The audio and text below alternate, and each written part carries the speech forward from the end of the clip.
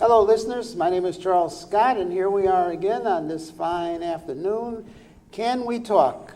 Program that you should be listening to and have your friends listen to. It's very informative. We talk about real estate, what's happening in the economy. A lot of things are going on, as we say every week, so there's no loss of subjects for us to talk about. And I'm here with Charles Scott Jr. How you guys doing?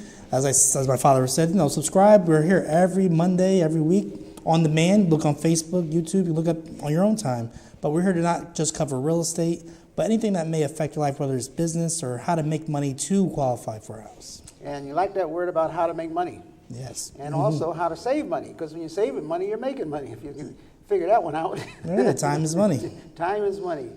So since time is money, I say we get started. Some of the things that have occurred within the last week, every time we talk about the interest rates, that's on everybody's mind, and also the, inflation. That's on everyone's mind. Inflation's hanging in there. People are still spending money. As we're talking about that subject of money, people are still out there spending it. People are spending it, but what is good about that, like I said, even though interest rate is going up, people are still shopping for houses. I would say the demand still isn't curved down yet. But the inventory, that's the only issue we have right now. There's no inventory to supplement the demand. We're having trouble with inventory. That means people that are looking to sell their homes. And one of the things I was listening to on the Bloomberg report, I always listen to the Bloomberg report. If you ever want to get in tune with what's happening in the economy and international news and national news, that's a good source of it. Yes. They were talking about how the Federal Reserve wants to increase increase the amount of unemployment. So they're saying that because there's a lot of jobs and jobs, the labor market has a shortage, people that get money are getting paid more, and the same token they spend more, but that in the other sense is causing inflation, and they're trying to bring down the inflation, which will help the people in the long run. That's a whole mouthful there. Because basically they can't just sit back and do nothing. Right now you see it every day. You see companies are laying people off, but I'm going to say you have to look at it a certain way. It's a good thing because over the last 2 years, I would say a lot of things have been inflated, not just with the currency, but with the sales. People had extra money that they wouldn't normally have due to stimulus payments, or maybe they were working from home, got bonuses because of the COVID, the pandemic. When they spent that extra money, these companies said, wow, we don't have enough people to handle this new business. So they hired a lot of people, a lot of new inventory, and now we're actually coming back to normal, and they're saying, wow, we don't really need all these employees. That's exactly right. The other thing is that you got to look at it like this to sort of make it sort of simple. People are making more money. So let's say you're making 10% more money than you did in previous years. But if the items that you're buying cost you 20% to 30% more than you paid in the other years, you're really not getting ahead because you get 10% ahead and 20% back. Exactly. So, and to make it even worse, it's funny, you go into a lot of these stores, like let's say, I like to make things sort of simple. They go in and you buy the Cheerios or you buy the cereal. Before, let's say you would get, let's say 25 ounces or whatever is in the box. Yes. And it might cost you $5. Now instead of 25 ounces, you get 20 ounces and it still costs you $5. It might cost you 6 or 7. And we're seeing that across the board when it comes to food items. I mean, next time you use a box of cereal or a can of soup, maybe wash out the can of soup, keep the box, keep it to the side. And next time you buy it, you may realize the packaging has changed and you didn't even know. Exactly. What they're doing is they're charging you the same amount of money or more, but giving you less in the box or in the can. Yes. There's even some apps that they have where when you're shopping, you can compare the price of the item today versus the price in the past. Yes. And also the volume, so that you may say, oh, this price went down. But if it went down by 10% and they reduced the volume by 20, there you go. You're right back to where you started. Back to where you're actually worse off now at this point. So you're worse off. So all of this is all what we're trying to say is get the best bang for the buck. When you're shopping, you know, a lot of times what we try to do on this program is we're not only talking about real estate, we're not Yes. only talking about the economy, we're trying to save you money and give you some tips and some of the things that you can use in your everyday life. Correct. Instead of, like, if you have a large family, instead of going to the local grocery store or the corner store, go to the big box store, you know, stock up. You know, buy 20 of, if you're going to use 5 of this item every week, go and buy 20, 25, a big carton of the big box. You got the BJ's, the Costco's, you got all, you know, join one of those shopping clubs. Now, some people may say, well, those cost money on top of the money I got to spend. But I would say first, go to the customer service, even get a free trial. Usually, whether it becomes Costco or BJ's, they have like 2-week free trials. You can go inside and see if it's a price point that matches your budget. Exactly. So these are things that you can do to put more money in your pocket. And, Yes. and with the coming times ahead, whether, you know, whether it's good times or bad times, these are things that you should be doing anyway. Exactly.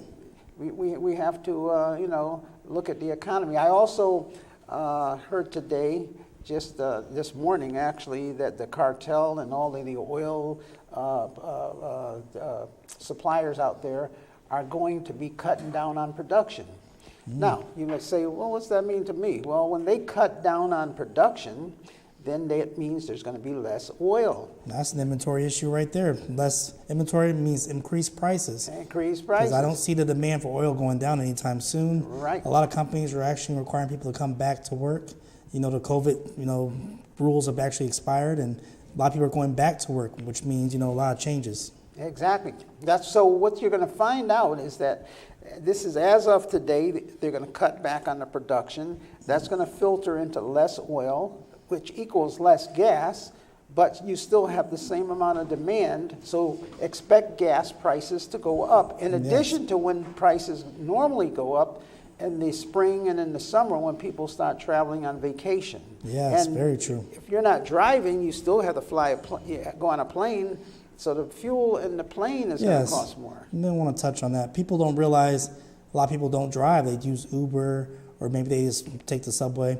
When the gas prices go up, that affects not just, you know, the gas prices, but everything you buy in the store that need gas to transport it there. Whether it's, you know, the diesel and the tractor trailer, these transportation companies have to charge more money to the grocery stores, which means they're going to translate that to you, the consumer. Mm-hmm. Well, when you're talking about how the, what do you call it, collateral effect, plastic. Last year there was a shortage of plastic, and it was so hard to get plastic. Yes. Cups, anything made out of plastic. Because? Why? Oil. Yeah, people don't realize that one of the main ingredients in plastic, if not the main ingredient, is oil. Mm-hmm. So we're just saying that you've got to be proactive, look into all of these different things, Yes. and read into it. So if the price of gas and oil is going to go up, let's say you have a restaurant and you serve nothing but fruit juices and fruit drinks or whatever it may be, and you use a lot of plastic. Well, expect the prices to go up. Yep. So hopefully these tips help you out. We have some more tips today, you know, getting away from the economy. Well, last episode we talked about the outside of the house, you know, sprucing up the outside of the house by the driveway, mailboxes, grass. Now we're talking more about the interior of the house, whether it be the living room, kitchen, bathroom, and the bedrooms. And the reason why you want to spruce up your house is twofold. Maybe you're planning on selling your house. Mm-hmm. You want to get the most money that you can, the biggest bang for the buck. How do you get the house to appraise for more money? Yes. How do you get to charge more money? Maybe you're not selling the house, so you still want to improve the value of your house. Some of it's just called maintenance, where you got a car, you got to change the oil every so often. You got to, in order to keep the warranty, you got to have it maintained. You got to check the air filter, do this, that, boom, boom, boom. Same thing with a house. You have a house, you want to maintain it. You know, Correct. if the gutters are leaking and the water is running up and down the side of the house, then that means it's going to find an opening and you're going to have rot all over your house. Exactly. You know, if you got a shingle that's loose up on the roof and you don't do anything about it, the water gets under the shingle inside the house, rots the roof out. So some things in the house have to do with just maintenance. Exactly. Well, I would say one thing is you want to maintain your house because you may find something and catch it early. Well, if you find that crack in the roof, you wouldn't have found that if you weren't doing the maintenance on the house. Or maybe if you go downstairs, you might find a termite bed and say, oh, if I didn't catch these termites now, maybe down the line they would have ate more wood than they've already done. So today we want to continue from where we were the last time. We were saying, how do you improve the value of your house? We sort of centered the conversation last time on the outside of the house. Yes. And improving the outside, cutting the grass, and less clutter, you know, painting any chip paint that you have on the outside of the house. So now we're going to walk in the house, open the door, and we're going to give you some tips on how do you improve the value of your house once you walk inside that door and you get inside. Exactly. We might want to start, well, the first thing you do when you walk in the house is you step on the floor. So in many cases, you know, a lot of the older homes still have the carpet. Oh, yeah, we see that a lot. But in some cases, unbelievably, years ago, people built homes and they had hardwood floors, but they didn't like the hardwood floors. It was a sense of luxury to step on a nice cushion. Carpet really took over during the 80s. It took over big time. I remember all those ads on TV, buy one room, get the other room free. Yeah, yes. You know, all is done within one day. They still have them. Yes. Carpet was everywhere. So you go in all the house, and then the thicker the padding, the better. You walk in. Shag carpets and stuff Oh, like the that. shag carpet. I Oh, forget my about goodness. this. You're not old enough to know about shag carpet. I've seen them before, though. What do you know about shag These carpet? houses are coming on the market, and they're very old. I forgot about that. I haven't seen shag carpet and I don't know when. And I remember years ago, that was the first thing I got.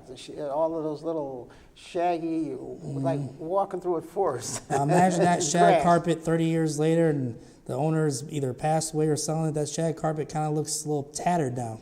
So what people are liking now is the hardwood floors. But one good thing about older houses, if you pull up the carpet or the shag carpet, it may have perfectly untouched hardwood floors that only need to be stained or polished or sanded down to bring them back to life.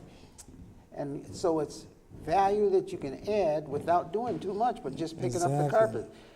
A lot of times, because the carpet's been on there, it might have a stain or something, but you can sand it down. What I suggest and what I did one time is you go to a place like Lowe's or Home Depot and you rent the sander.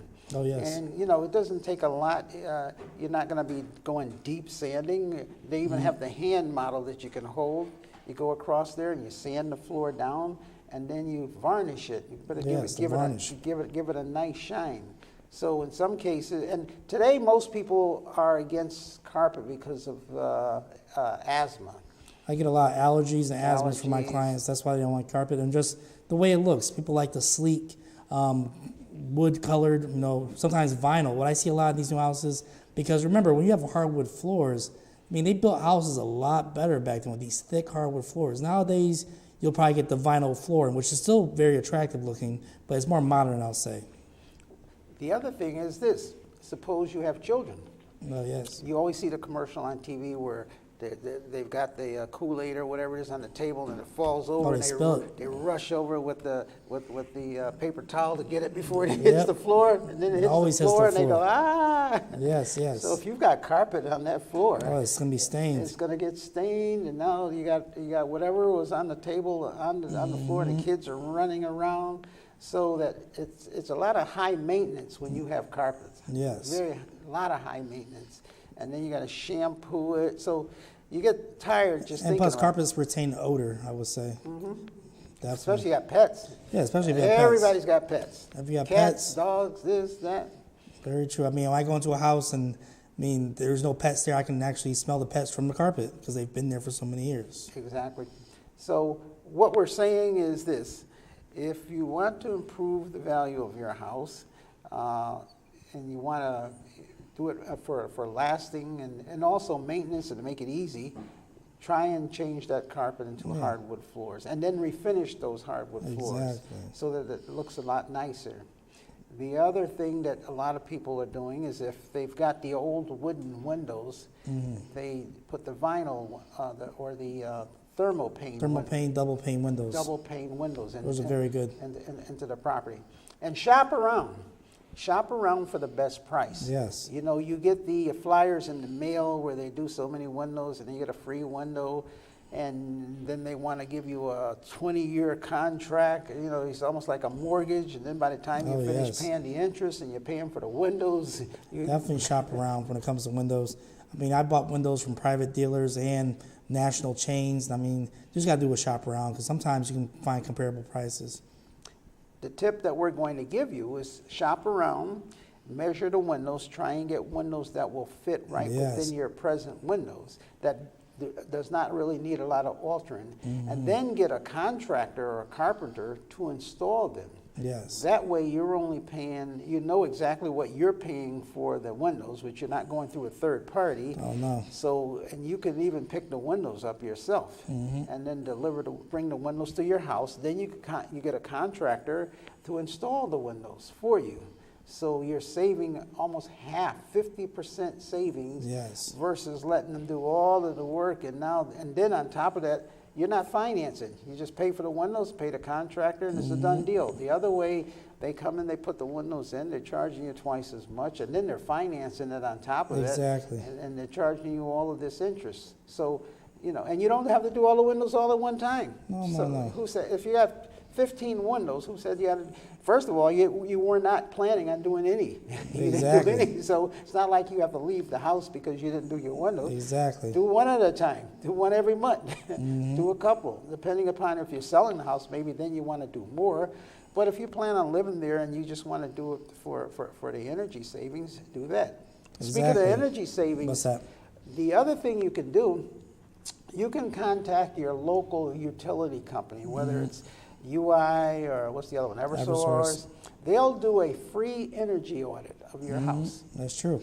They'll send someone out and they'll put air compression in your house and they'll see where the air is leaking out in your windows, your doors. They'll even go a step further and install weather stripping. Yes, and what's that, the caulk or in between the cracks? Between the cracks. They do the audit and they'll go through the whole house to make your house more energy efficient. Yes. Now, this works two ways, winter and summer. Yes, because they'll keep the cold air in during the summer and keep the hot air in during the winter. And in most cases, they do that for free. Yes. Because why?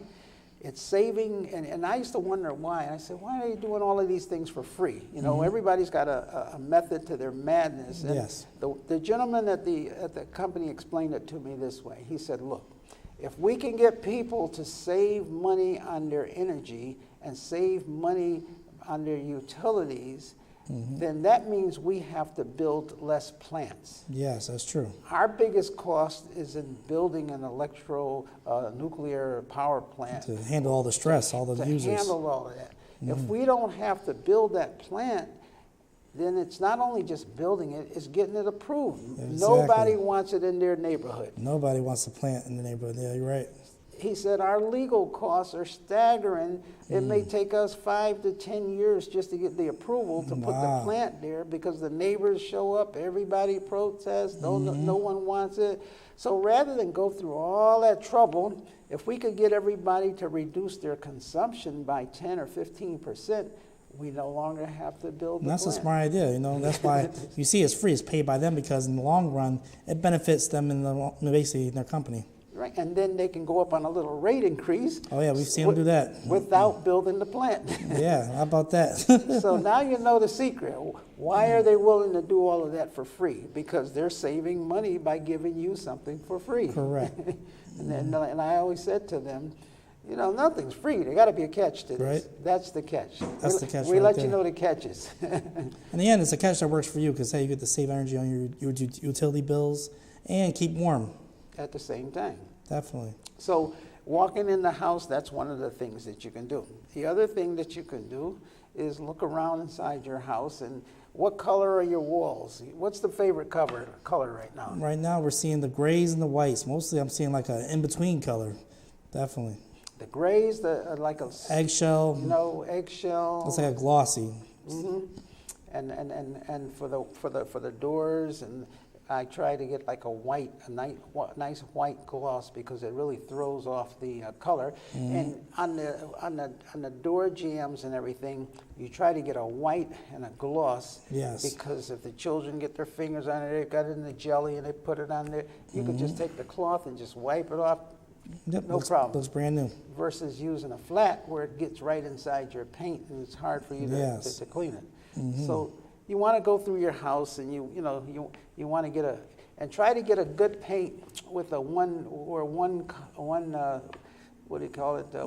One paint job will do it rather than One coat?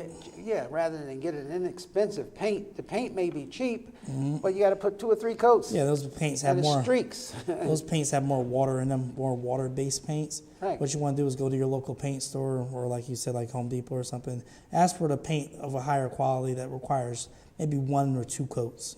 So that way there you're doing less work. Yes. And many times you can do it yourself. What I try to tell people is people say, I don't know how to paint. You get paint all over the place. Make sure you don't do this. Make sure you don't paint and get more paint on the floor and more paint on the other items, and then you got to go back and do it all over. They've got this blue tape. I like the blue tape. Oh yeah, the painter's tape. Yep, the painter's tape, and it doesn't stick. It's very, I'll say it's half sticky. That's what I call it. half sticky. It's not Easy to peel off, easy to put on. Go around and tape up your windows, tape up your walls, tape up your doorknobs, do whatever you have to do. And you don't have to be as careful because once you go around and you trim everything, you just peel the tape off and everything is nice and straight and everything. It makes it look like a professional painter went in there and did the job. Now, in the previous episodes, we talked about painting the basement similar to that. But remember, the basement, you can just tape off what you need to and just get one of the machines. You can spray everything and do a quicker job. I mean, you can do that upstairs too. Just got to be very careful. Because remember, that spray moisture is going to go and hit the furniture and stuff like that. So it's more safer to do that in the basement. Exactly. I have 2 of those machines. Yes. And you can go into one of the hardware stores or wherever it may be, and you can get the canister and the spray paint, in some cases, as little as $99.99. Yes. $100. It depends. What the price difference is how much volume it will hold. If you want to put a pint in there, if you want to put a quart in there, and also in how many, what do you call it, levels you have.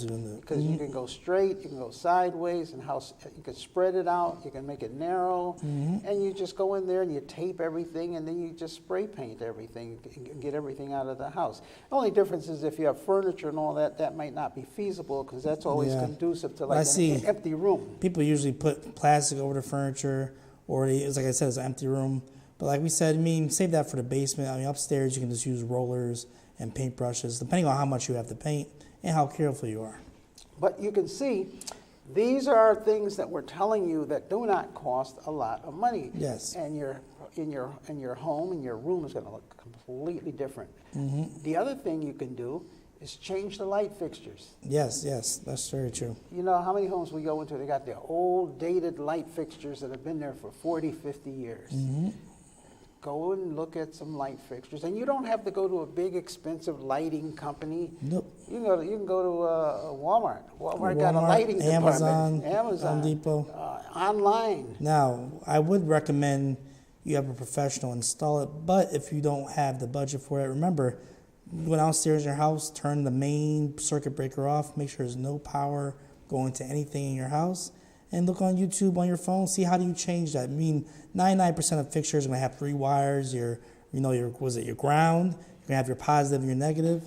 You just got to be very careful when hooking that up. Exactly. So there's ways of doing all of these different things that can improve the inside of your house. The last segment, we showed you how to improve the outside. We've shown you today some simple things that you can do to improve the inside of that house that do not cost you a tremendous amount of money. Not much at all. Even if you have appliances in there. A lot of these homes that have been around for, 25, 30 years, you got dated appliances. You have places out there now, I like to go to the scratch and dent places. Yeah, yes, the used appliance stores. Scratch and dent appliance stores. Even if you're an investor out there, or maybe you're a landlord and you just bought a multifamily, or you plan on buying a multifamily, listening to us with these tips, you want to improve the value of that inside. You want to put new appliances in there. It'll pay for itself. And just because we say the word new doesn't mean it was exactly new from the store. You can find, like he said, a scratch and dent, or use appliance stores and find a refurbished refrigerator that's just as good. Mm-hmm. And the other ones are the scratch and dent. Who cares if there's a scratch in the back of the refrigerator and you're going to push it up against a wall? Exactly. And some of these places could be, like I said, used appliance places or Facebook Marketplace. Just look for places that have used appliances, sometimes Craigslist. But, usually a reputable place lets you test the item before you get it. Mm-hmm. The old white appliances, the white refrigerator, the white stove, people like stainless steel. Stainless steel, that's where it's at. Put that inside your kitchen. Upgrade your kitchen. Mm-hmm. Do the job yourself. What we're saying is that you're going to increase the value of your home. If you don't sell it, just imagine. You got friends over, you got company over, you open the door, they say, oh, you had your kitchen remodeled. Yeah, mine cost me $20,000. And you're snickered, you go, oh, $20,000. I did all of this for $1,500. Exactly. So remember that. It's very important, because down the line, let's say you don't sell a house, maybe you want to refinance it. The appraiser's going to go inside the house and notice those upgrades you did.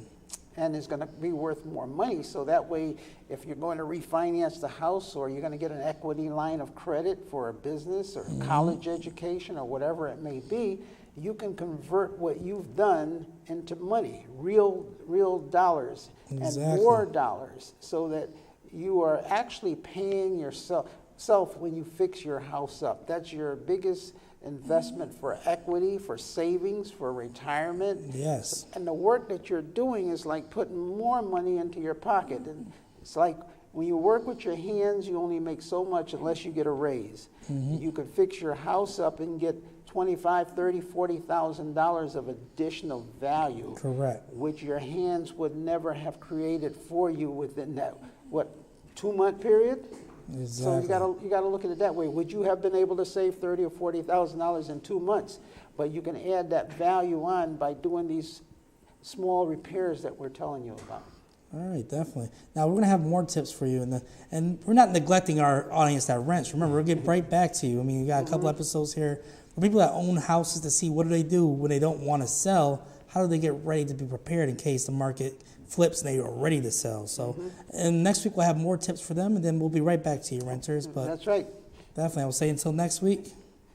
We will be talking to you.